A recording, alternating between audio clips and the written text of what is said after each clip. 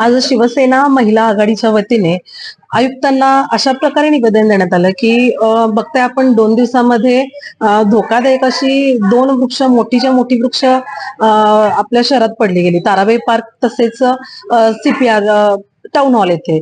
तर ह्यातून काय आहे की नागरिकांना वित्तहानी आणि जीवितहानी ह्या दोन्हीचा सामना करावा लागतोय.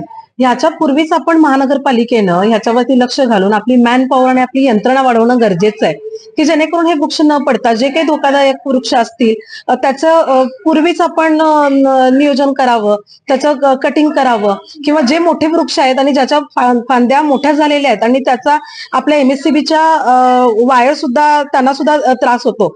म्हणजे ह्या शिवाय जे मोठे वृक्ष आहेत ते इथून पुढे पडू नयेत, किंवा वादळ वारा आलं की ते जीवितहानी आणि वित्तहानी टळावी ह्यासाठी यंत्रणा वाढवणं गरजेचं आहे, अशा प्रकारचं निवेदन मॅडमना दिलेलं आहे.